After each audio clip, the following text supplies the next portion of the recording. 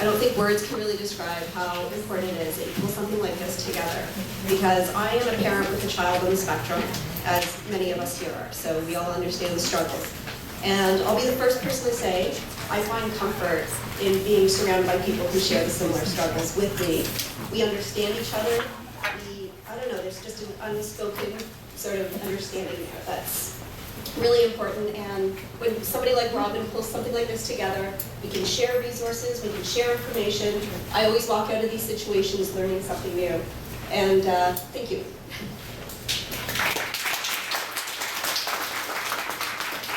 The reason I'm up here right now, I just wanted to just give a very brief sort of overview of my experiences with the wonderful waiting lists, everything involved in the diagnosis process. We all share this story, I know we do, because we're all from this similar area. And going through that diagnosis process was painful. I first started realizing something was off with my son when he was about 18 months old. And I was likely dismissed by most doctors. And he's only 18 months, so I understand that. But there were some really quirky behaviors. There was no communication meaning no eye contact, nothing. And even though I was dismissed, I stuck with it. I wanted to know. I knew that there was something that was off. So, and on top of that, though, he also had, which I learned later, it's all kind of connected. He also had terrible digestive issues. Like, I kind of joke about it now, but at the time, I mean, this kid could clear a room in seconds. Like, and this is when he actually did have a bowel movement, which was not very often. And I know it's a weird thing to get up here and talk about, but it's a common thing that we find with a lot of kids on the spectrum. And again, like, I was not very familiar with this, and I just thought, okay, well, he's just unfortunate. He goes weeks with being predominantly constipated, and then weeks where it's the polar opposite. He also took like 4 years just to get out of diapers. It was really something. So when I kind of went through that whole diagnosis and the waiting list and everything, my husband and I started looking into some of his symptoms and what that could mean and where we could help him. Because really, sitting there and waiting was the most painful thing to go through. I knew that there was something I could be doing to help, but I didn't know what it was because I was on a waiting list to find out. So it was really frustrating. And that's when we started reading up on biomedical. And we were really fortunate to find somebody in our area, a doctor who specialized in biomedical treatment.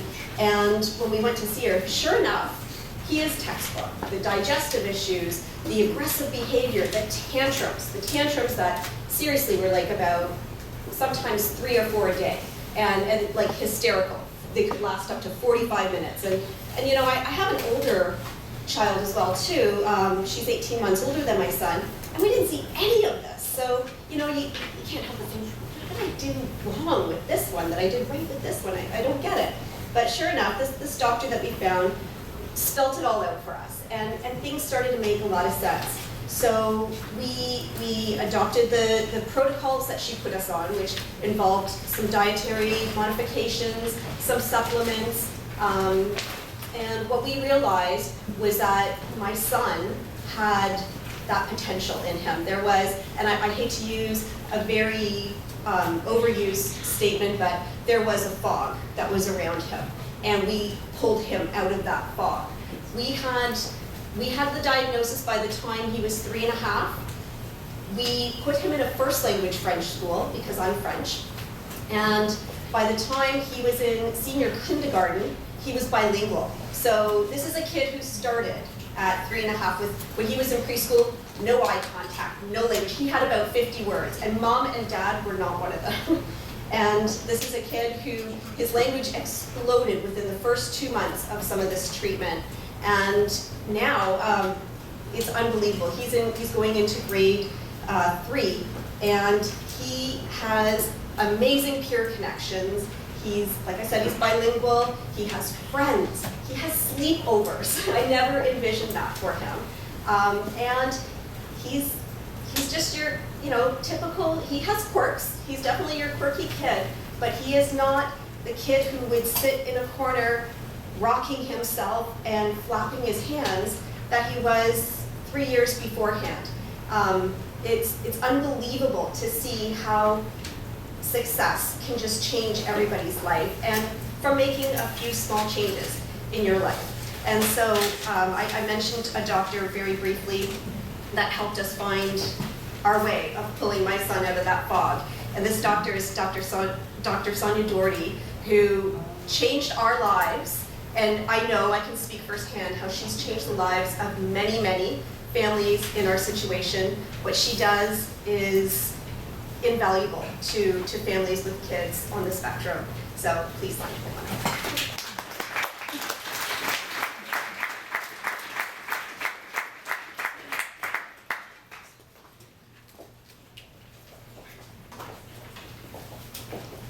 Pin this on? How does this work? I'm pretty technologically and technically challenged, so we'll see how this goes. And I gesticulate a lot, so this thing's gonna fly up at one point.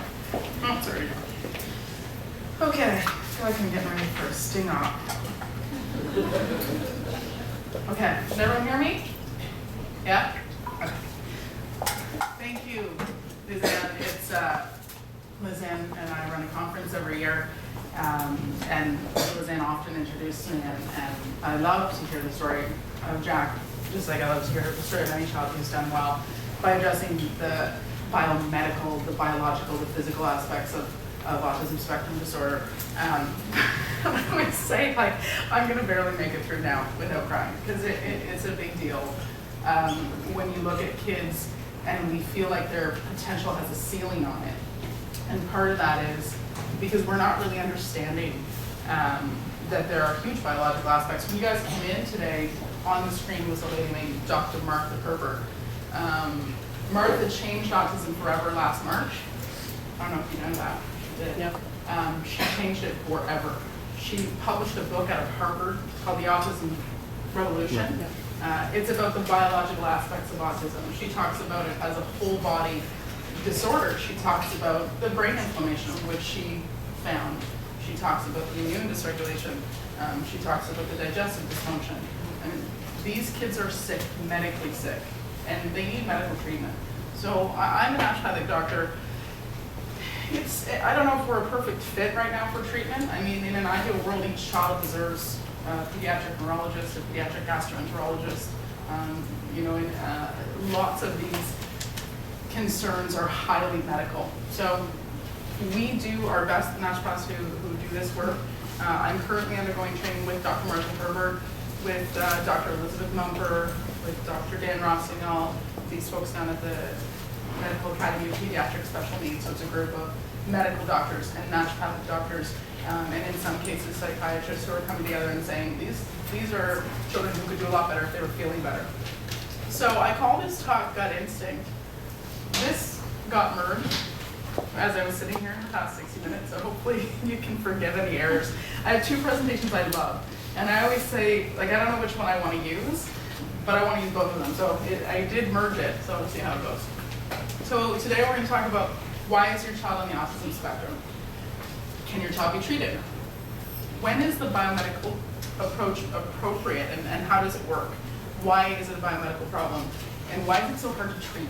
All right? If it was easy to treat, we'd have kids getting better in 3 and 4 months. And the reality is that families like Lizanne's family have been working for years and years and years to get Jack to the place he is now, and hopefully will continue to work to help him reach his optimal level of function.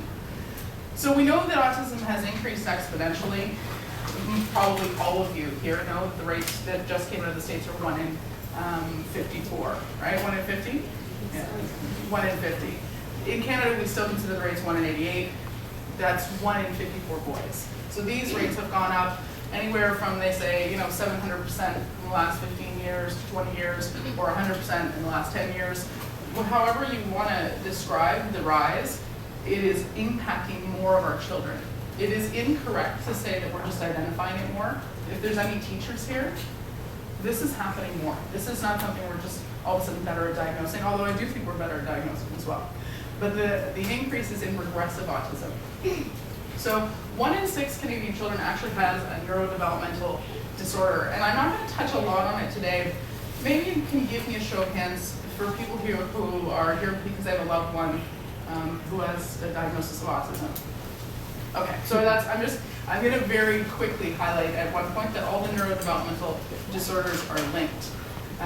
My belief, and there's certain exit points, if you get sick of my jib jabber, as my kids often do, there's certain points where you can leave this lecture and you already know enough to help your child. So one is that autism is a combination of genetic predisposition and environmental stressors. So this is the genetics that we're given are not static, right? So we have a genetic map, and then things alter what those genes do. So we know that through things like lung cancer or skin cancer. So your body can be changed by environmental exposures. What changes is your genetic expression, what your genes are doing with the environmental information.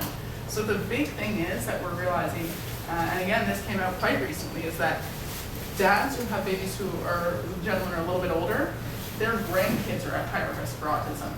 What does that mean? It's epigenetic. Our genes are being bombarded from every single direction, and the more they're under pressure, the more we're seeing this generational impact. Right? So my grandmother was exposed to mercury. Well, guess what? My grandkids might have a higher risk of autism. That's epigenetics. That's the genes that they change throughout each generation. So genetic predisposition, sometimes it's really technical. Sometimes it's tough to get a talk that really highlights how incredible the research is for biomedical without getting too detailed. So the one I'll talk about most today is called methylation impairments. So if you can imagine that methylation is the way we develop. And we take folic acid when we're pregnant. It makes every single cell in the body. Right next to that methylation cycle, I always tell people this is when I do my Karate Kid wax on, wax off, and you know that I'm 35 because that shows you my age. So when you take folic acid, it spins this giant wheel. It makes every single cell in the body. Right next to that cycle is this wax on hand. This is the methylation cycle. Methylation is development. Methylation is the way that we make our genetics strong to protect against environmental toxicity. Well, I'm sure you won't be surprised to learn that 90% of children with autism have methylation impairments.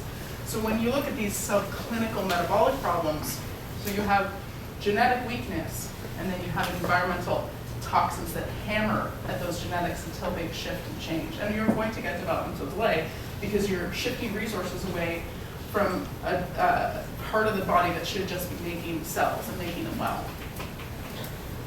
So we know environment plays a role. This research, we know aluminum, lead, mercury, cadmium, they're all linked to autism. Chemical toxicity, bisphenol A, fire retardants. I was at a talk in Brantford the other night, and a mom told me that Gatorade has fire retardants in it to keep the color from floating to the top because it would freak people out. Terrifying. Fire retardants are linked to autism. What else? Vaccines. The previous speaker kind of mentioned vaccines briefly.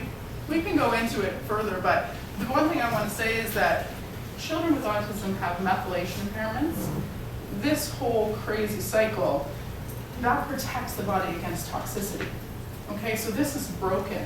And what happens is toxins accumulate, and then the immune system gets really mad, right? It gets PO'd. We have a younger crowd up here. So it gets upset, and then it starts attacking, and then down here it doesn't work. And so these are not children who are candidates for a typical vaccine schedule.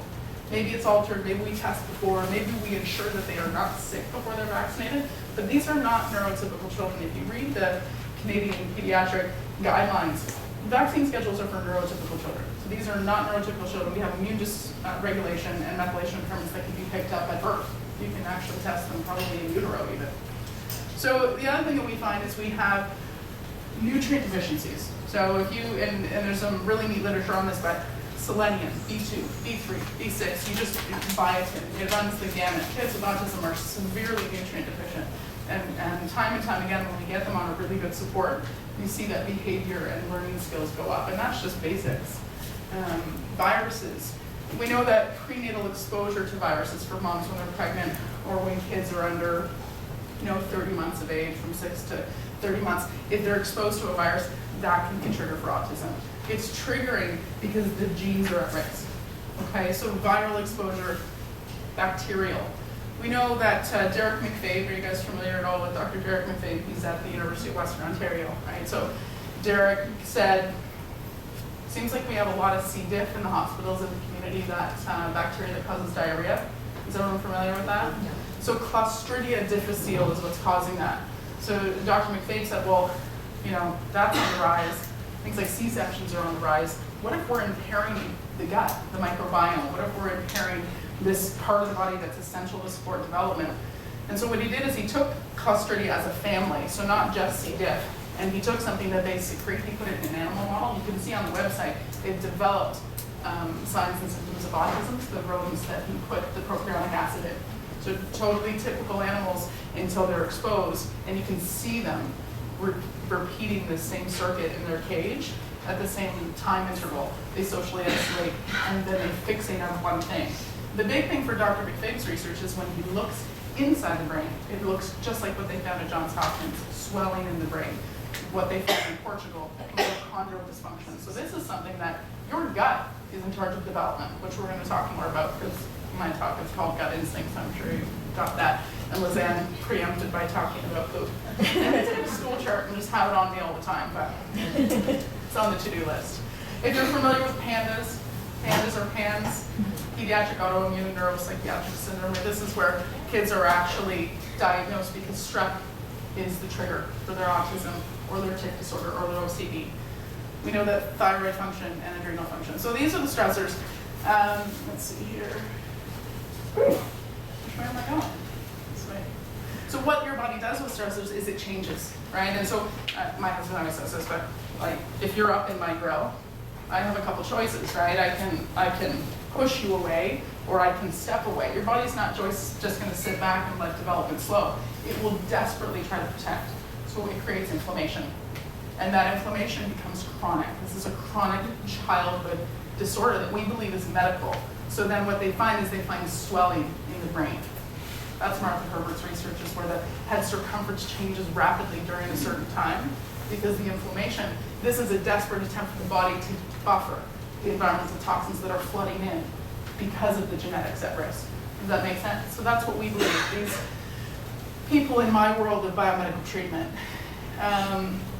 So we know that this has impact genetically, for sure. But I'm going to stand up here and say that there is absolutely no way we are going to find the answer purely by looking at genetics.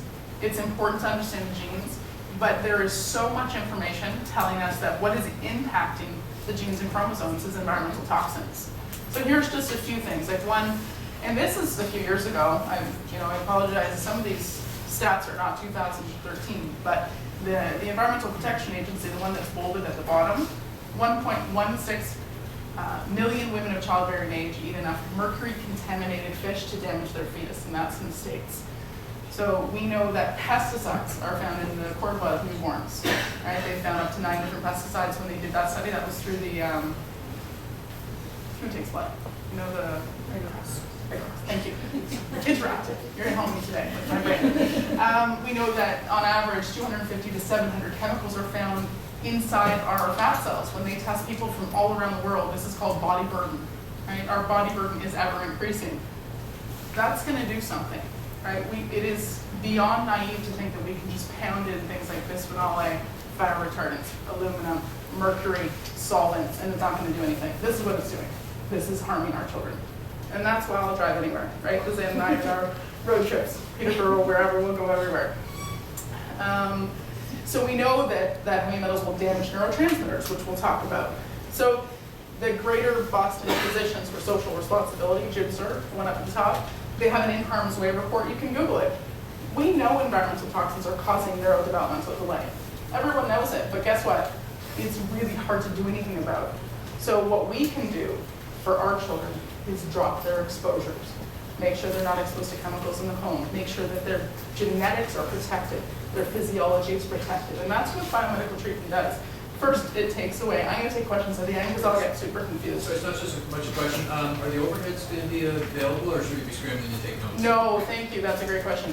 I thought I had a typo or something. But you can totally have them. They can post them wherever. Yep. Yeah. Just, you have my flash drive. Just keep it. Yeah, we're gonna post everything online afterwards and email everybody and let you know where to find all the information. And with the video, just remember it adds 10 to 20 pounds. I'll provide.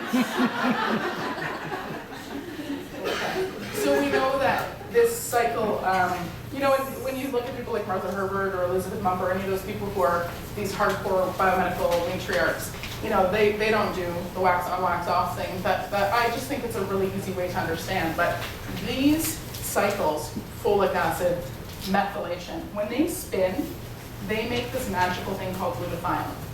Glutathione is the rate limiting step to development. So as much glutathione as you have in your brain, that's how far you can develop. And Martha in that talk in the beginning was talking about N-acetylcysteine levels, right? She was charting them. Inside the brain, as the glutathione drops, so does development. So again, up to 80% of your child or your loved one's glutathione is probably deficient. When you put more in, they develop faster, they learn faster. They do some other really amazing things as well. So we know this toxicity. My sister is a biomedical toxicologist, which is why I don't bring her. She has a fancy degree. And she knows all this stuff inside and out. So basically take home, our toxins are hurting our kids. That's what I believe. And I believe we can help them. You know, Jenna McCarthy, love her, or like, some people love her, some people don't. I think the neat thing that she did is she brought an awareness of biomedical. One of the tough things she did is she threw around the word cure all the time, and that upset a lot of people. When I talk to parents, I talk about recovery. So when you know, if there's anyone who knows me, I always say, if I was hit by a bus, they would save my life, hopefully, and then they would give me rehab, right? I would rehabilitate, and that's what we're talking about. If there's inflammation in your brain, we want to get it down, we want to get it out, and then we want to try and repair. And we know now through some of the amazing research in neuroscience that the brain, you can repair the brain, and the brain develops. Not just into adolescence, as we previously thought, but through the whole life, there is that neuroplasticity. And you can always help the brain at any age. We know that with Alzheimer's and Parkinson's, which also have huge links to autism. So, you know, the genetic, or the, you know, the environmental exposures, this Texas study, for every 10 miles closer people are to toxic landfills, special needs rates go up. There's a bunch of these in the States where they map out toxicity hotspots, and they know that kids have more diagnoses with autism. One was in Brick, New Jersey, right? 1 in 50 kids. This is probably 8 years ago. So when the numbers were probably still 1 in 165. In Brick, New Jersey, the numbers were 1 in 50 because of toxic landfill. That's not just boys, right? That was uncorrected for boys, and I can't do that math, but it's a lot of boys in that area. So this is the National Academy of Sciences. I mean, they believe that 25% can be because of environmental pollutions in our genes that are at risk. So whose genes are at risk? Now, I have 3 cousins who have children with autism, and I'm pretty hyper, so you might have guessed I do have a diagnosis of ADHD, and a lot of my cousins do, so we don't really talk, we don't listen to each other that much, we just cover but what happens here is that, and this is tough to see, and this is PhD biochemistry, this is Jill James stuff, but all these little colored boxes are enzymes. All you need to know is that lead, aluminum, mercury, bisphenol A, they damage those enzymes. So one of the big ones, I can walk around. Okay. So one of the big ones is right up here, sorry, right here. It's called MTHFR. A lovely friend of mine who's a southern lady can get away with the funny way to remember that, which is a trucker kind of mother. And I can't because I like Burlington verbs, but so, the MTHFR enzyme makes serotonin and dopamine. So about 40% of us have this problem, and guess what? We have family histories of anxiety, depression, Alzheimer's, tic disorders, OCD, right? We have, say, a child with autism, and then their cousins are really anxious, or their cousins are covered in eczema, or, you know, mom's really constipated, and then grandma had Crohn's. We see family histories that are putting kids at risk. So what we'll talk about today is prevention and treatment, right? So if we're having more babies, or your kids are having babies, maybe you have a son on the spectrum and you have a daughter, that daughter needs treatment before she has babies. I know nobody wants to think about their daughters having babies, but it's really important. This is a major, and 40% of the population has this risk factor. So that MTHFR enzyme is mostly what we work on. and we try to make something called glutathione. And glutathione is just made through here, right? So that's kind of the more technical stuff. So this is what serotonin does. This is what dopamine does. And if you want to take a minute and just look, tell me if you know someone who could use more serotonin and more dopamine, or better regulated serotonin and dopamine. Yeah.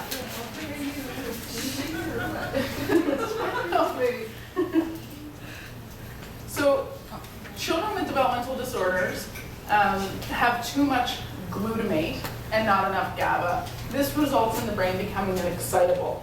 And so for those of you who know me, I often explain something called immunoexcitotoxicity in this way. And Russell Blaylock, who's a phenomenal neurosurgeon, he's a very interesting man. He talks about our preservatives and food additives and how they're neurotoxic and how they prime the brain to crash when it meets another toxin. So this is this hyper-excitability. Just imagine that the brain is on alert. So when you see immuno and excito, you think, well, immune system is good and excitement is good. But if you get so excited in the brain, it actually becomes toxic. And so the glutamate levels reach like a crashing point. And so what do people and kids do to compensate? Every single person here has been this stressed, right? You're beyond stress, you're waiting for a diagnosis, you don't know what's going on, your child won't sleep, any number of those things. So what do?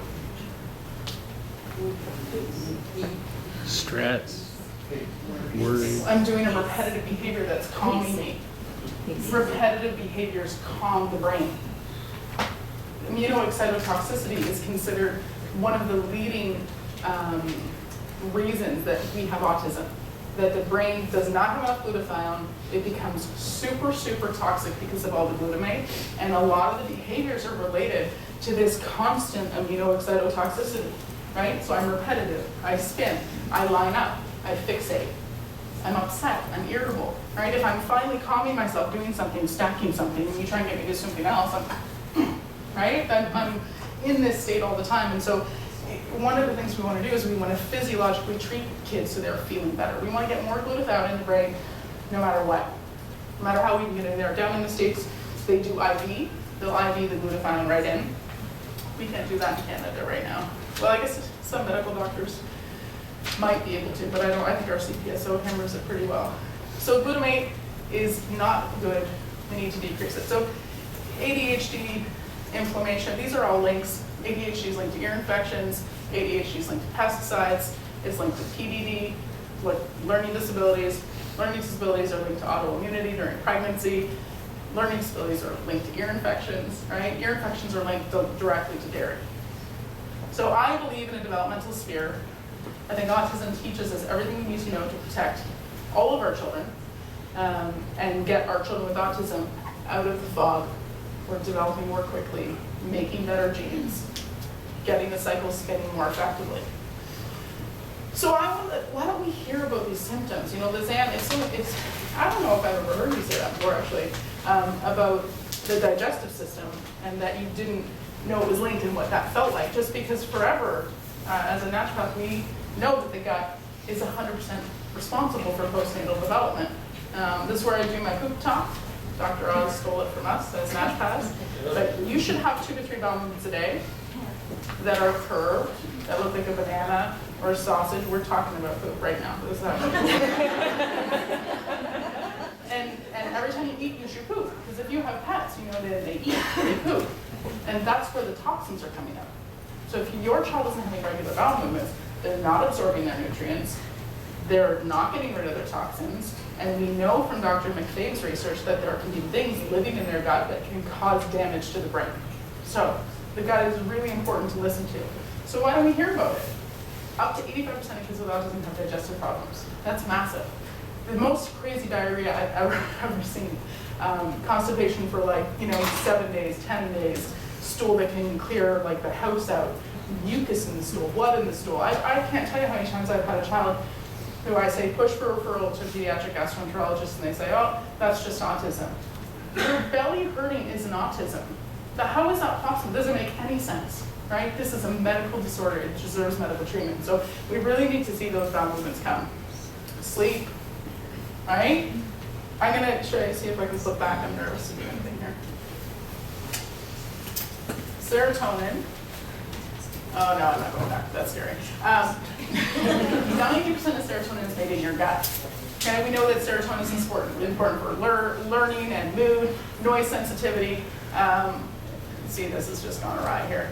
Serotonin makes melatonin. Who has a kid who doesn't go to sleep in any kind of age window? Yeah, they don't make enough melatonin. Right? They don't make enough melatonin because their gut's impaired and their ability to make serotonin is impaired. So we need to get kids sleeping. Sleep is restorative. It's important to make sure that you repair the cells, and their cells are already under pressure. Tons of eczema, lots of headaches, kids head banging. I don't believe that can be an autistic behavior every single time. It might be some of the time, but I really believe that these kids hurt, and when you treat them, they don't hit their head anymore. So, even my oldest has my brain, and he's very busy and very impulsive, and when he was 14 months, he'd find the hardest thing in the house and he'd smash his head as hard as he could on it. And people said to me, oh, it's behavioral, which I didn't really believe, but I took him to a chiropractor and his headaches were gone in 2 weeks. So I believe that these kids are in pain, and I believe when we treat the pain, they get better and they learn better. I would not be really learning that well if my head was pounding. Anxiety. Methylation cycle governs the production of serotonin. Serotonin is what helps us regulate and have a healthy mood. Mood is also reliant on serotonin, dopamine, and norepinephrine. All those come through the methylation cycle. So your kids aren't making that very well. So I want to touch on evidence-based medicine just a little bit, because I think, when us biomedical folks get up, unless you're Martha Herbert and you publish out of Harvard, everyone else gets well, if there's so much evidence, why aren't we doing this as a treatment? This is why. Evidence right now has been defined as, okay, so you're on the autism spectrum, I'm going to give you one thing and see if you get better. But I just told you that their cycles aren't creating serotonin, melatonin. They're full of toxins, their gut's impaired, their immune system's impaired. How can you find one thing that's going to help that you're not? Multifactorial disorders don't fit into the double-blind placebo controlled trials, and that comes out of Harvard as well. You can say that researchers believe that type of research is dead for things like cancer, Alzheimer's, Parkinson's, and autism. These are multifactorial disorders. We knew in the 60s that we should be taking folic acid. It has taken till even the last few years till we're giving folic acid to all our women who, when they're pregnant, we still give them the worst form of folic acid. Your kids and your families need tetrahydrofolate. They need activated folic acid. They can't make it on their own. So this folic acid wheel that I keep spinning, that doesn't turn well. They've shown that moms in particular sometimes have problems activating the folic acid. So we can't have just one model of research. We have to take physiology and we have to take things that make sense on a biochemical level. And that's where things like B12, I don't know if anyone's had their child on B12 injections. And this, in a clinical setting, didn't show any difference. Well, we see hundreds and hundreds of kids that are in our practice who have dramatic improvements. Why is that? Well, if B12 is helping spin this methylation wheel, but things like gluten and dairy are stopping it, you're not going to get the effect you need. You need to get kids on the right diet and the right supplements to get the results. And that's why these research studies are not showing the benefit that we're all seeing in practice. So we need to help children now. We need to realize that this list of problems that's going on is treatable and it's reversible. So these are some of the people who are involved in research. If it's hard, some people really want to read the research. Jill James does all the methylation glutathione research that I talked about. She's at the Arkansas Children's Research Institute. Hannah Pauling was a little girl who was neurotypical until she was vaccinated. She developed a seizure disorder and she was diagnosed with autism. And unlike the thousands of parents who said they thought that went on, Hannah's dad was a neurologist, so someone listened to him and she received the vaccination compensation packages because it was proven. Well, we can't all go to school for 15 years to become a neurologist to make sure that we protect our children. We have to listen to parents. For sure, every parent who has a child who is struggling developmentally and autism might be on the potential diagnosis, they're upset and they're stressed. It doesn't mean that they don't know their children. Right? We have to listen to the people on the ground who are with children to see what's happening to them. And absolutely, vaccines, they damage children, not every child. And I don't think vaccines cause every case of autism, but in the case of probably about 8 to 10% of kids, their mitochondrial impairment, which can be tested when they're young, is impaired. So mitochondria is a little organelle inside your cell that makes energy, right? If that is damaged, you can handle anything. So forget about like vaccines. Those kids do so horribly with surgery. I have quite a few kids who needed surgery for something, and that's when their parents lost them. Even just regular medications, Tylenol. Kids are sick all the time, they get Tylenol all the time. Guess what Tylenol does? It depletes glutathione.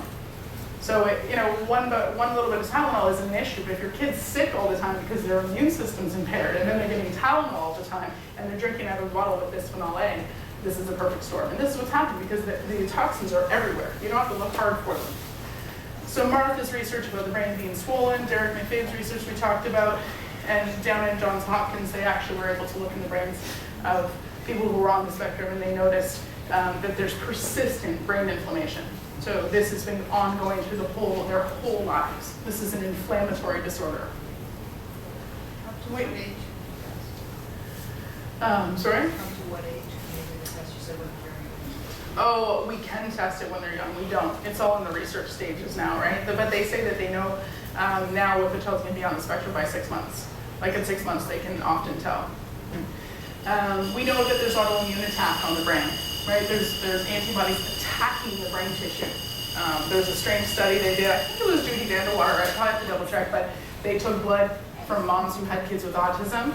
They injected it into rhesus monkeys, and they started developing autism symptoms, right? And then the moms I work with are like, seriously, why are they always testing us? Because they are, right? They test moms for everything.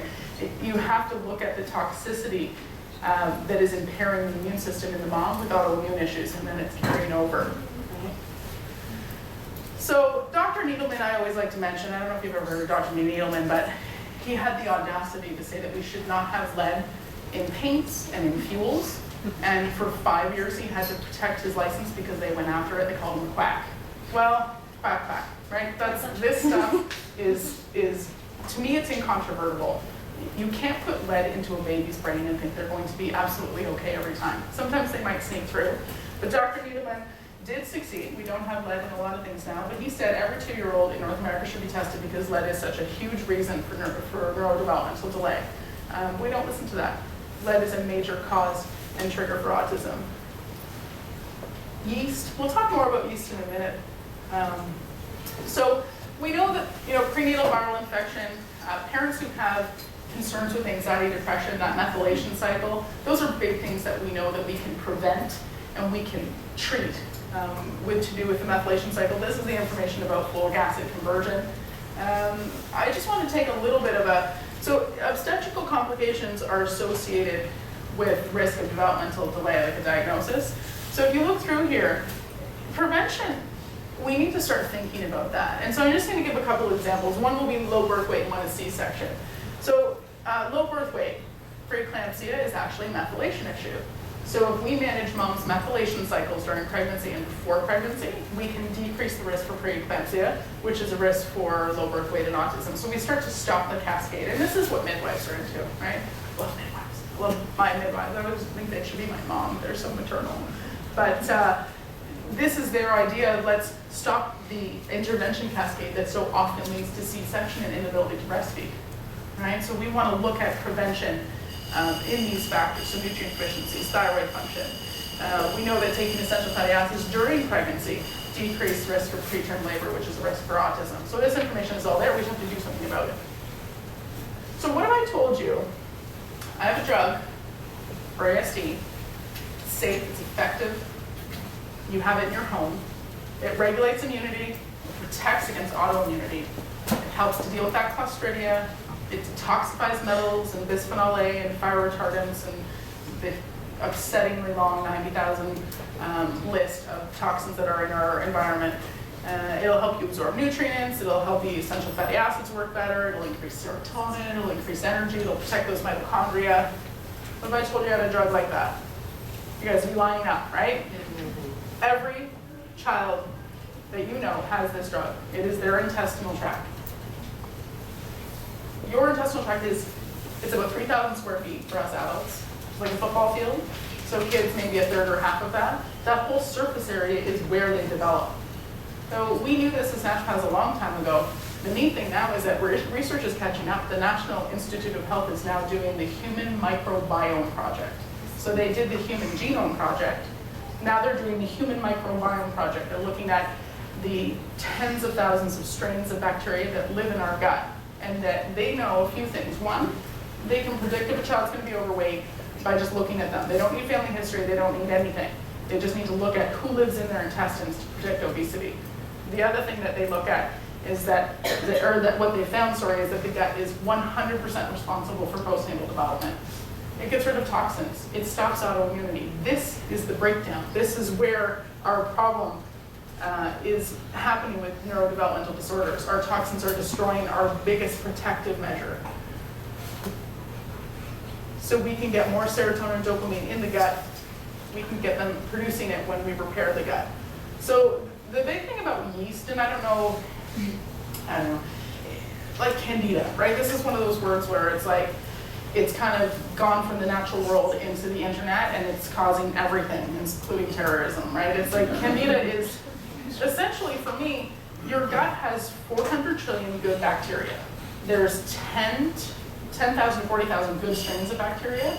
If you don't have enough, yeast makes up the difference. And if you're at my house, you know, I leave laundry in the washing machine all the time. And if I leave it there for a long time, it starts to smell, right? Mold, yeast, it's opportunistic. So yeast will grow over whenever it's given an opportunity. And when it's given an opportunity in a child with a genetic predisposition, this is what happens. It depletes B6, which is crucial to keep this immunotoxicity down, all right? And it allows that glutamate in the brain to continue to cause the toxicity. So the yeast is part of this, and that's why people who do probiotics, so they do diflucan or nystatin, that's where this whole antifungal idea in autism comes from. It is very much related to stimming, hyperactivity, impulsivity, impaired development. There's a list I actually have for parents too. I should have put it on here, but it's kids are really demanding. They're really repetitive. They're very spacey. They're like hardcore addicts for carbs. Like not just a little bit. Like if you don't give me my carbs, I'm gonna lose my mind. Just like someone might be if they had a heroin addiction. They also play often with their head down. They do a lot of climbing. They'll climb up on you and up and down, up and down, up and down. They do this weird circuit thing with climbing. Their stool smells disgusting. It smells rancid or smells like an outhouse. I'm not going to stop talking about those either. It's just but they can be really constipated. They can have diarrhea. It can smell sweet, the stool, like you're walking by Subway when they're baking bread. So that's what yeast smells like in the gut. And when you get yeast down, kids come out of the fog. That yeast is a major reason why a lot of us actually have a bit of fog. It's just that because there's something happening in the brain, it impacts the brain more. There's a book coming out called Grim Brain. It's written by a neurologist. It's about how carbohydrates are impacting our ability to think in the relation between neurodevelopmental and neurodegenerative concerns like Alzheimer's and Parkinson's. So we know that this microbiome is essential for development, and we know it's being impaired by things like, now don't get me wrong, C-section's life-saving, right? My niece was born through C-section, she had to be, it's life-saving. But one of the big ways that we get our good flora is through vaginal birth. And so when we take that part away, the gut is impaired. The next way the gut is populated by these good bacteria is through breastfeeding. And I'm on a breastfeeding committee in Halton because for those of us who want to breastfeed, you know, babies don't come out and say like, okay, so this is how we're going to breastfeed, right? They come out and they need some support with nursing and lactation. Sometimes that support isn't there, and you really have this crucial window to develop a milk supply. Breastfeeding does reduce the rates of neurodevelopmental disorders, and every single person needs to know that. They need to hear that in hospital or at home or by their midwives. Breastfeeding is a major way to protect the immune system and stabilize it, to protect the gut health and to populate the gut. So we need to make that part of our public health strategy. So there's a study that they did. It was so interesting because when I was looking for some of this research, there was a lot on pigs. Like, so early weaning the pig was reduced the level and performance of enzymes in the gut, which leads to decreased growth and development, right? And I always say, why do we know more about pigs than we do about infants, right? This enzyme they're talking about with this pig study is important to decreasing bacterial overgrowth in the gut. right? Formula-fed piglets have stunted villi. It damages their gut. Breastfed children have lower rates of ASD, ADHD, and learning disabilities. So we need more breastfeeding support, and we need to know more about children than we do about piglets, right? Kids don't make money till they're older. Bacon makes money. And it's kind of funny, but it's probably really, really sad that the research in agriculture knows how to support healthy development, and we're still learning. So epigenetics is one thing. We pass our genetics on. So if I'm exposed to a toxin, my body then says, okay, there's this toxin and you need to change. So then the genes for the baby changes and then my grandkids change. That's epigenetics. The other thing that happens from a generational perspective is, where did you get your good flora in your gut? You got it from your mom, she got it from her mom, she got it from her mom. So it took hundreds of thousands of years to protect this microbiome that one antibiotic can impair. And I'm not anti-antibiotics because I know they're life-saving. But again, if I'm hit by a bus, I'm going to recover. Right? If you give someone an antibiotic, you have to give them a probiotic after. It takes 2 years for the gut to heal after every antibiotic. How many kids in this room have been on 2, 3, 5, 10, right? Ear infection after ear infection. This is part of this cascade that leads into regressive autism. So we need to rebuild the microbiome. We need to look at diets and probiotics and interventions that keep the gut healthy. So what is biomedical? I didn't tell you in the beginning on purpose because I'm disorganized, but also it's important to understand all the research and where we're coming from. Naturopathic medicine, biomedical medicine, functional medicine, what does it mean? It means that, out of the thousands of kids with autism, they are all individual, they are all different, and you're going to get them better in a unique way. It's functional medicine is individual treatment and individual assessment. And there are certain things that are going to help lots of kids. There's that basic road that you start on. I always say it's kind of like, it's like getting to the highway, and then you have to know where you're going. But you have to get to the highway if you're going somewhere. So that's that initial part where a lot of kids are put on a very similar treatment. So we need to understand their medical history, and we need to understand what happened with their grandparents and how their cousins are doing, all that stuff. We need to have individualized testing. We've got kids with low iron. They're not being tested. Ferritin is the iron storage. Low ferritin results in irreversible cognitive delay. I know it really sucks to have a kid that's screened when you're getting a blood test, and then you add in autism, and it becomes something that seems like it's not even possible to get blood testing. Ferritin results in irreversible cognitive delay. This is a medical disorder, these kids' medical testing. When our children have something else going on, if a child, God forbid, had something like cancer going on, they test them. We test kids who we think we can get better. We can get kids with autism better. We need the medical information. So they have low vitamin D, right? They have liver enzymes that are different. They have strange things happening with their B12 and their folate, which we talked about. You can assess for mitochondrial function. You can see if their energy production in their cells is up for a regular vaccine schedule or a surgery. One of the things that I will hopefully do in our region, at least with MAC, is get some experts into toxicity anesthetists, because kids who have 2 anesthetics before the age of 2 have dramatically higher rates of developmental delay in being diagnosed. So what do? We work on digestion, which we talked about. Who's heard of gluten-free, dairy-free? Awesome. Okay, I can go, actually. So the wheels again, right? So we have folic acid and we have methylation. So why is the gluten-free, dairy-free diet important? A bunch of reasons. The only one that matters to me is that gluten and dairy stop methylation from being effective. It doesn't matter what your IgG test says. Doesn't matter if you're not noticing a difference with your child. It doesn't even matter if, unfortunately, you've taken it out for 6 months and you didn't see any difference. Gluten and dairy are poison for the brain of a child on the spectrum. They need to come out. They need to come out 100%. That's a big statement. And one of the things that I love having Julie Buckley up from Jacksonville, because she said, the diets aren't hard. Having seizures is hard. Banging your head is hard. Not having friends is hard. Not sleeping is hard. Having diarrhea every day is hard. Right? So if your child had a peanut allergy, there'd be no question. We wouldn't say, well, when can we put the peanuts back in? Because I really love Jiffy. You never say that. It's the exact same thing.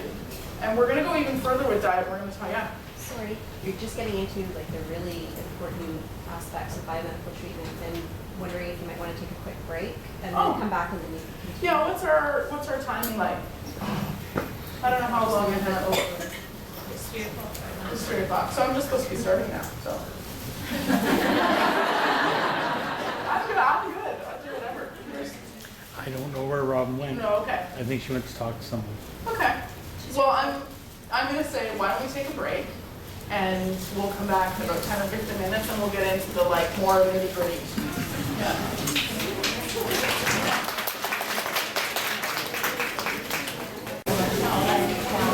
So I just want to say something really quick because Dr. Sonya is going to go for about, I don't know, 20, 25 minutes more, and then we're going to have another speaker join us. But what I wanted to tell you was that I just found Dr. Sonya recently in December, and in January we started treatment for both of my children. Both of my kids have been through every test that you could possibly imagine at Sick Kids. We've been through research studies, we've been through pretty much anything you can think of. And they basically told us nothing. We've seen every expert in the field, couldn't tell us anything was wrong with our kids. And finally, when we found Dr. Sonya, we had 1 urine test done and found out my daughter has inflammation in her brain and she's not creating serotonin and she's got a severe fungal and yeast infection in her intestines. And not one doctor could tell me that. And my son has the same sort of thing going on. And now we started treatment in January to try to get this inflammation down and to deal with the yeast. We changed diets. And yes, we're gone off the deep end and we're doing all these crazy things that everybody thinks, you know, people are nuts when they do that. Yeah, I'm one of those people now. My son said 5 words in a row for the first time 3 days ago. My daughter had a conversation with my father on Skype this morning for the first time ever. Both of my kids in the last 3 weeks have taken off, like I've got goosebumps just telling you this. I truly, truly believe in this stuff, and I hope that you're gonna learn enough information here this afternoon that'll help you make the right choice for your child. But at least you have the information now. In York Region, we don't get this opportunity. We don't get to have a conference. We don't get to have someone come and tell us something for free about autism. There is no group, there's nothing. It's just, there's 1, there's 2, there's 3, there's 4 or 5 different resources, and now you've got to run all over the place, and oh, by the way, I'm a parent and I have to go to work too. Like it's hard for all of us. So hopefully you'll get something from this, and we'll try to upload all this to the internet and email it out to everybody within the next week or so, and make all this available to you. And thank you, Dr. Sonya, because I don't know where we'd be right now. I'm so excited for my kids.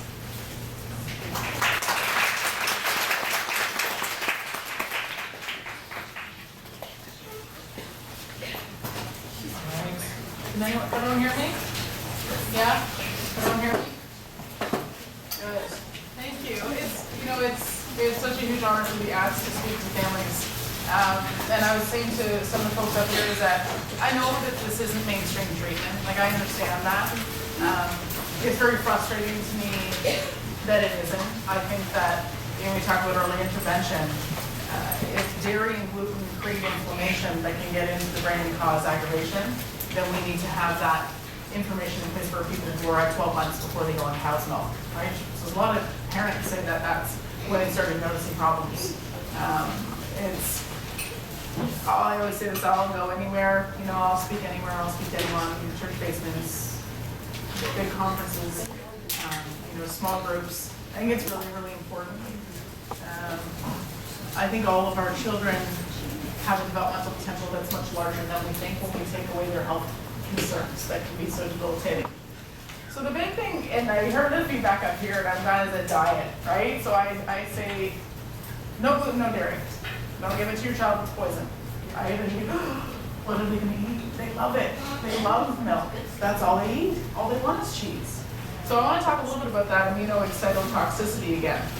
So And, okay, I'll give you my full disclosure here. So I went to Western, I'm Irish, right? So I've created some toxicity in my body on weekends.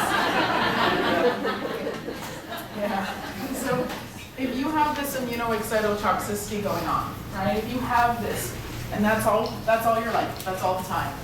There's some things that will calm that, and in my Western days, it would be alcohol, right? Alcohol will calm that short term, but of course, that's not a long-term solution. We're not giving our kids alcohol.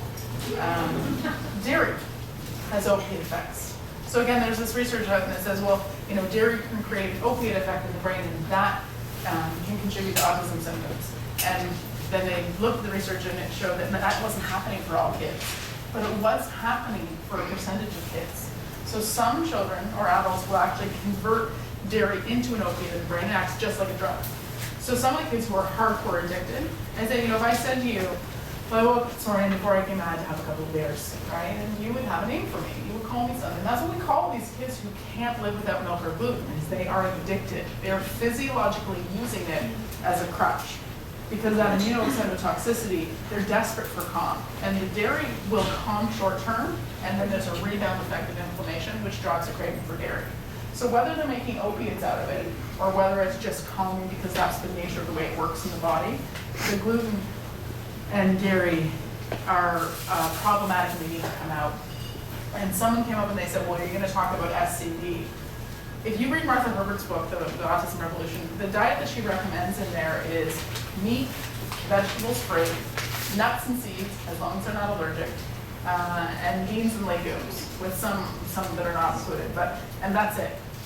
And so when you say all these kind of crazy things that parents are doing, or that Jen McCarthy's writing about, or that wacky doctors down in the States are talking about, this is getting kids better. You take away the grains, you take away the inflammation that's driving into the brain. You stop feeding the yeast and the Clostridia in the gut. And so we test kids and their yeast is off the charts. The yeast feeds on carbohydrates. So a lot of those kids will transition to gluten-free, dairy-free diets, and then they'll plateau. So in my first couple of years of practice, I was like, okay, gluten-free, dairy-free, we'll talk about B12 injections in a minute. B12 injections, fish oil, probiotics, let's get started. Kids stayed great. And then they plateaued.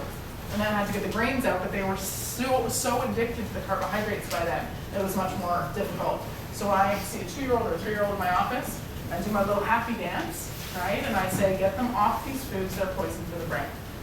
Sometimes it has to be medically supervised. Again, when I was having more fun at Western and feeling the toxic effects of all that Western fun, you can physiologically induce toxicity, right? That's what you do when you're in university. You drink so much that you feel awful, right? That toxicity could be how your child or your relative is feeling all the time. Maybe times 1,000, maybe times 1,000,000,000, right? Sensory issues, all really light. Oh God, don't yell, right? Whoa, do you want some spinach? No, I want a hamburger. I want pizza. My belly hurts, right? We physiologically, and if you know that when you have gastroenteritis, right, about diarrhea, and someone's like, oh, you should eat this, it's really good for you. You're like, I'm sick. These kids are sick, and the way to get them well is through dietary intervention.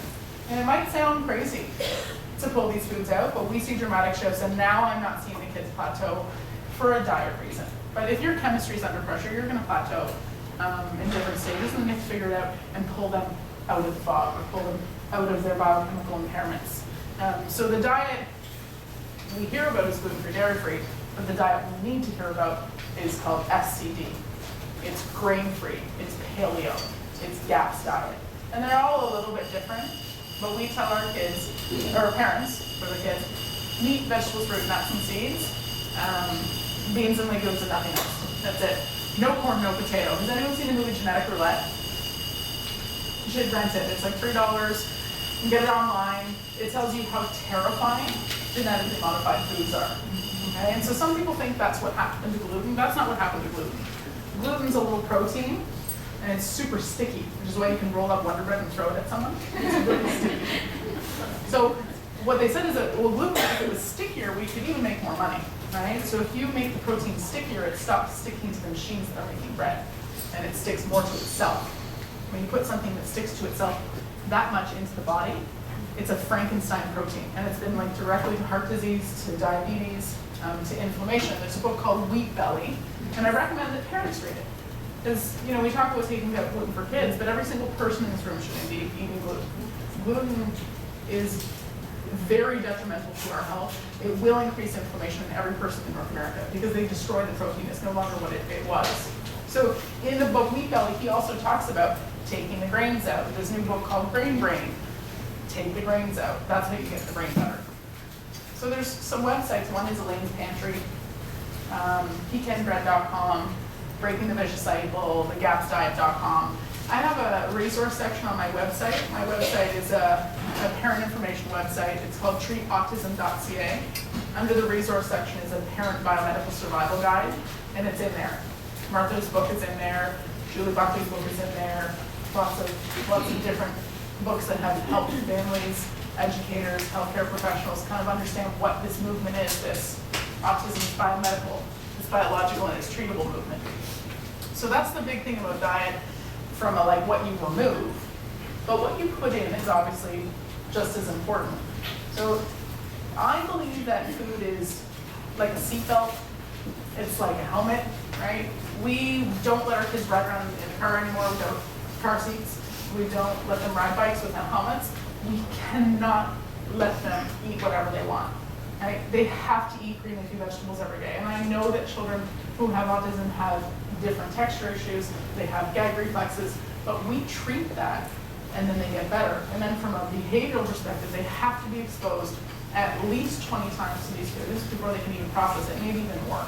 Neurotypical children need to be exposed to a food 14 times before they can process it with their dopamine. If you're not making enough dopamine, you're gonna have to be exposed to that food a lot more. Right? We have to, this food is safety. Food is how we repair the body. So green leafy vegetables in, grains out. And that is very hard, but you go back to what Julie Buckley says, but seizures are hard. Not talking is hard. Diarrhea is hard. Not sleeping is hard. Right? If your child hasn't had anaphylactic allergy, you pull the foods out. It is the same thing. We're saving their developmental potential. It's a big deal. The other thing they need a lot of is fats. Medical doctors who do my job will tell you they only need omega-3 fatty acids. They're wrong. That's naturopathically we know that the biochemistry of making fats needs omega-3 and 6. You know, need 3 and 6. 50% of kids with autism are apraxic. They have motor planning impairment. Right? Their muscles in their mouth are starving for fats, especially if they have Clostridia in the bowel. Clostridia takes the body's fats so that the apraxia or motor planning issues are heightened. So kids need 2, 3, 4, 5 times what an adult will get. The big thing about fish oils is that fish store toxins in their fat cells, just like we do. So when we're taking fish oil, we're taking on the toxins that the fish have. So we need to be sure that the company you're buying from has absolutely clean fish oils. And I have no affiliation to any of these companies, but they are on my website. Nordic Naturals, Nutriseed, and Nestra. Those are about the only 3 I think I would recommend for a child. Costco will sue me one day. Look at the camera. I don't think their oils are clean enough. Your oils should not smell like Halifax Harbor. Right? You need clean oils. If your essential fatty acids are saying, oh, we're aluminum free and we're mercury free, that's the tip of the iceberg. They don't care about the broader impact of environmental toxins. They have to be bisphenol A free, dioxin free, fire retardant free. Chemicals are as harmful as the metals, right? Maybe even more so because they're so pervasive. So we take the grains out, we put the greens in, we put essential fatty acids in, and we start to see some of those behaviors go down. We see focus come up, and we see, eczema go away, and we see the digestion get better. So that's kind of the basic, I call it the basic biomedical diet intervention. Methylation, sulfation, again, gluten and dairy stop your methylation wheel, then you can't make glutathione. Anything you can do to make glutathione, you need to consider doing. So what we do with methylation is we do B12 injections. It's interesting, we used to be kind of thought of a lot more as quacks or outside mainstream, but now the National Institute of Health is funding a study on 3 to 10-year-olds or 3 to 8-year-olds, 3 to 10-year-olds using B12 injections. So they do the Monday, Wednesday, Friday, they use methyl B12.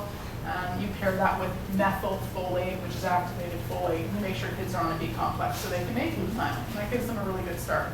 So diet, fats, methylation, and then probiotics. Right? We talk tons about the gut. We assess the gut. Right? Do you think your child has 400 trillion good bacteria, Were they born through C-section? Were you born through C-section? How many antibiotics have you had? Did your mom have antibiotics? Did your grandmother? Right? So most kids need massive amounts of probiotics, 10 to 400 billion a day. Right? Most kids' probiotics will be like 5 billion or 2 billion. You need as many different strains as possible. Some strains get rid of yeast, some strains get rid of Clostridia, some strains regulate immunity, some strains increase essential fatty acids, some strains make vitamin D or activate vitamin D. So you really need to look at probiotics as almost like a prosthetic microbiome. So if this is a system in here that's impaired, we need to repair it by giving it as many as the proper members as possible to see if it can get a new regulation. That's where fecal transplants are of major interest to people in the biomedical world, because it's the most effective way to treat C. difficile. So it's probably the most effective way to treat Clostridia. And so fecal transplants is, you take out someone's healthy stool, you blend it, and you put it to someone who's not as healthy. Sounds gross, works amazing. Detoxification is something you can do today. You go home and throw out all your toxic cleaners. So I'm part of some of the committees in Halton region, and I know that our public health nurses, if there's fertility issues, they tell people to get the cleaners out of their home. You have more toxins in your home than your child will see outside the home. So all that stuff you clean your bathroom so it's sparkly clean, that your child can't get rid of. Most children probably can't, but your children especially can't get rid of it. Right? Those toxic cleaners, you go home and throw them out. Be messy like me. This is my take over the world and be messy. What else? Anything. Anything like perfumes, right? I tell dads when they come in, I say, oh, you smell amazing, but you can't wear that around your child. Anything that is a chemical smell is a phthalate. Phthalates are linked directly to autism and ADHD, right? So we need to smell worse and be dirtier at home. You can get natural stuff to replace that, but we have so many chemicals that are in our homes. We microwave with plastic, which is very dangerous. We use aluminum pots and pans. Butter is terrifying. Right? Butter is the fat concentrated. All right, so we want to look at getting rid of the dairy, getting rid of the gluten, and we do that for all the family members. And often parents come in and they say they're feeling a lot better as well. Right? They may lose weight, their mood might be better, sleep might be better, they might not need medication for diabetes anymore if they're type 2 diabetic. So it's something that you need to consider doing for your child, and then you all do it, and you get grandparents to do it. Because it's a family treatment and it's ongoing. It's a chronic inflammatory childhood disorder. Right? So the mitochondrial support is just always knowing that go with your gut. If you feel your child is at risk for toxicity, be careful with anesthetics, be careful with medication, be careful with your use of Tylenol. On my website, I have a natural fever management section. It tells you how to manage fever. We shouldn't vaccinate children, or we shouldn't give Tylenol before vaccinations. We can't vaccinate sick children. We have to acknowledge that some children don't do well with vaccines and tell the parents to stop. Because what happens is the parent says, well, kind of noticed a difference after the first vaccine, and the doctor said it was fine. Right? And then so we do the next one, and we notice even more, the doctor said it was fine, vaccines aren't linked to autism. And we vaccinated again at 18 months, we lost them.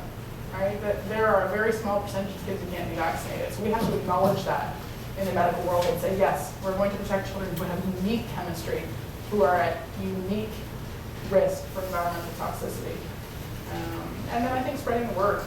There's a lot of really great books that are written by more traditionally accepted researchers or physicians, and so that's why I have those on my parent resources, and you can send those to everyone. We have Elizabeth Mumper coming up this year to a conference we host every year. She's going to come and talk for about an hour and a half on her treatments, and she's been doing this for a long, long time. She used to be the chief medical officer of the Autism Research Institute. So it's coming. The movement is coming. So what are you going to go home and do? We're going to look at taking out gluten, taking out dairy, dropping the grains, getting the grains in, making sure kids are on a probiotic and essential fatty acid. Right? And send them to lunch. Have a dirty house. Yeah, and a smelly husband. What do you make for lunch then? Just give me an example. For You me, don't have a sandwich anymore. you know what? Parents do it in different ways. We have a food coach, like Liz Ann is our food coach in our clinic. So I will, I'll go through all the medical aspects of what's going on with kids, and then often, and I think there's a holistic nutritionist who's here today, will set you over the food coach or holistic nutritionist, and they'll go through what you can send that works for your family, right? Some kids will do like soups or lentil and rice. Some people do gluten-free bread or grain-free bread. We send gluten-free dairy-free pizza for pizza day. I'm working on a grain-free crust with Lizanne's amazing. And it's interesting because I have, medically we know how to give kids better, but in the home it has to be the diet. And so it's just trying new recipes, seeing what works. It's frustrating. This is probably the hardest road you'll go. The neat thing about this road is that I believe with everything that I've seen, I've been practicing almost a decade. I've worked with 500 kids who have a diagnosis of autism, and most of those kids that you see them going further than anyone thought they would go. So I think it's worth it, and I think it's really hard, and I think it should take forever. Do I have questions on it? Yeah, we got about 10 minutes. Okay. Do you often find kids get worse before they get better? When you start the diets? We try hard to prevent that. So if you look at the food allergies, I imagine them as, you have a flood in your house and the tap is on, right? And the tap is on for years or months and months. So the water is overflowing from the kitchen down the stairs into the basin.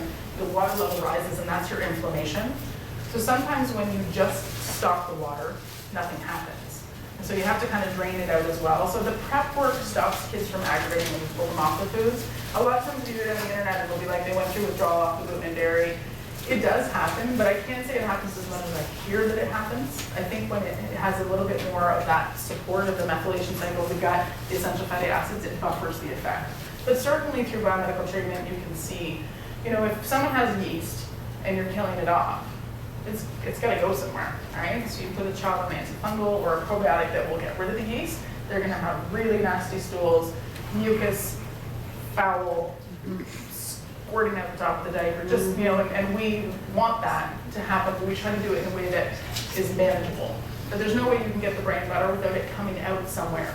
So we get a little bit of eczema here and there, we might get some hives, we might have some behavioral concerns, but they're transient and they're expected, right? If you bring inflammation from the brain through the liver into the gut and out, somewhere around the road there's going to be some positive negatives, we call them, right? Sometimes we try and kill off yeast, yeast are up all night, yeast wakes up to party at night. So there's definitely, biomedical is not a smooth process. It's like a renovation or cleaning up a natural disaster. So that's where you get those, but I don't always see it happen in the diet. Sometimes SCD, if you're not prepared for it though, can be hard. What do you do with a child that only eats one thing? Well, I imagine my Western days, and that's why I talk about toxicity, because if I'm only eating one thing, I probably don't feel good. And I'm doing this pacing, right? And I'm like, okay, I can do this. And they might have oral motor planning issues where the texture of certain foods makes them gag. So if we medically treat them, they no longer eat one food. And then the diets are easier. And believe it or not, most times if you pull out gluten or dairy or grains, their child's appetite opens up dramatically. And it may not be in a week, it may not be in 2 weeks, but usually by 3 or 4 months, they're eating foods that they've never eaten before. I believe that kids food restrict because they're sick and they don't feel well. So.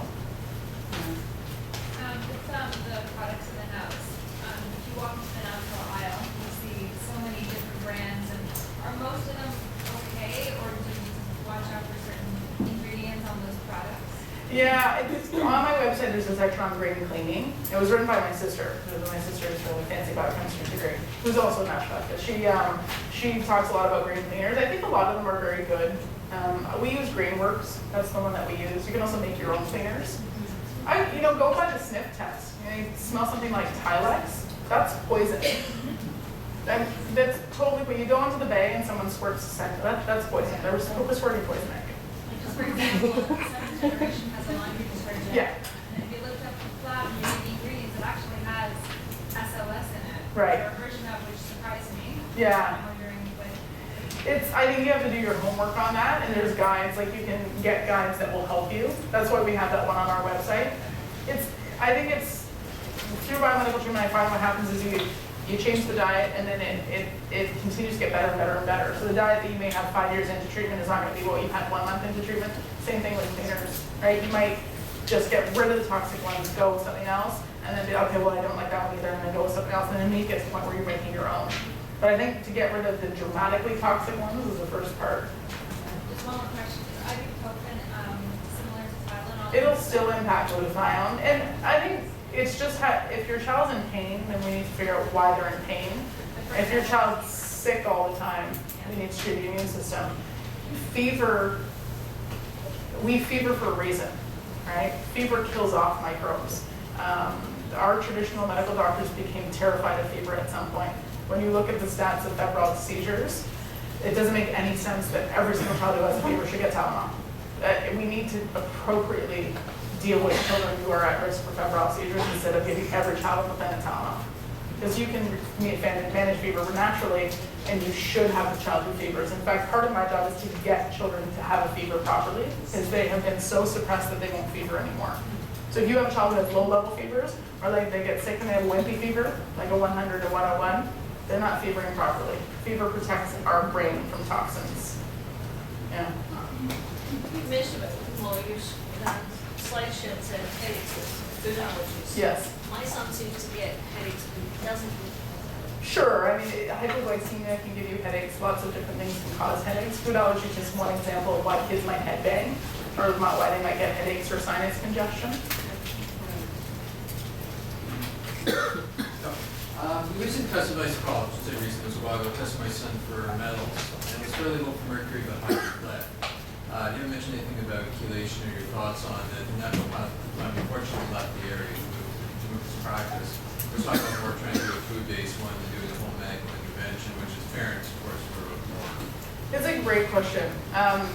It's a really good question. In fact, we maybe at some point have me back in the fall or something. I can bring my sister and we can talk a lot about environmental toxins. She does environmental medicine, and so I feel like she has the most up-to-date knowledge on how to get rid of these things. Chelation, kids aren't ready for chelation for a long time.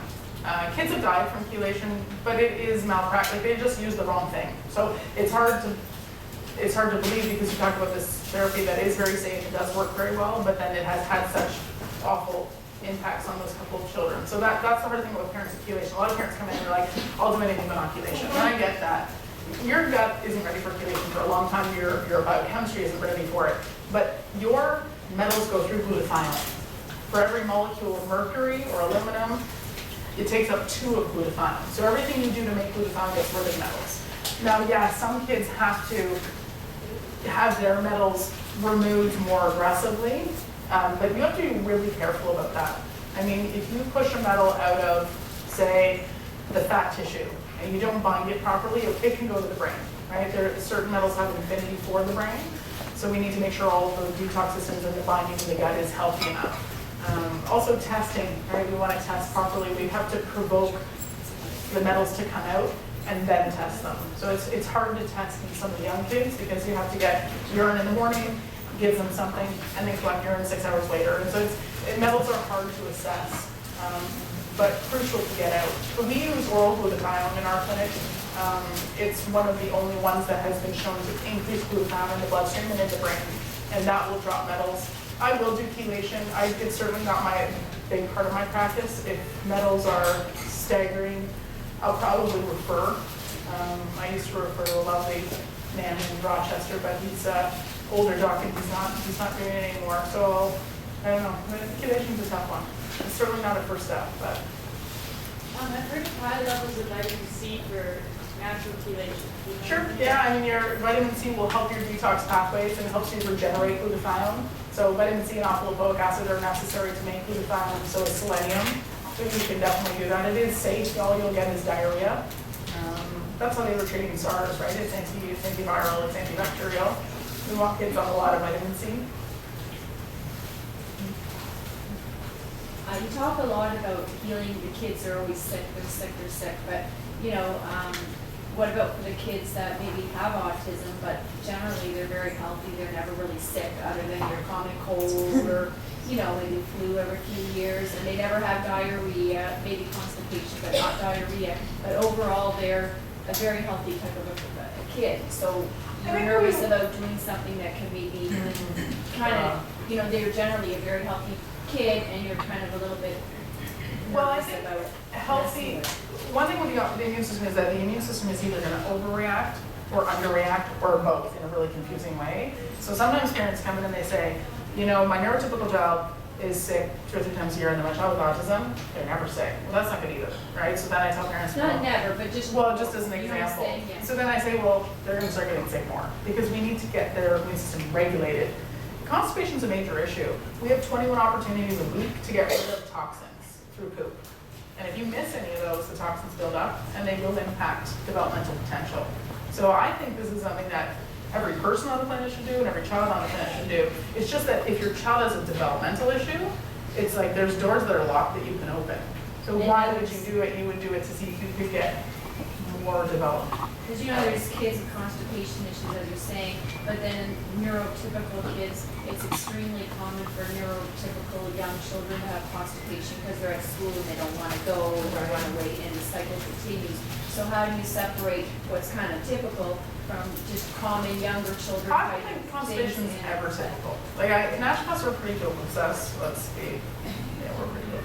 You have to have 3 bowel movements a day. And there's a very short period of time where children will roll, but if it progresses, then it's just like the food restriction. If I'm food restricting, then probably there's a reason, and then it becomes a behavior. But a lot of kids who hold their bowels have had pain, and then they've learned that they can hold it as a result. So as a result of that. Same thing, I don't treat a lot of adults, but I practiced in Halifax for a couple of years, and I had quite a few women who had eating disorders, and they always had bowel issues as kids.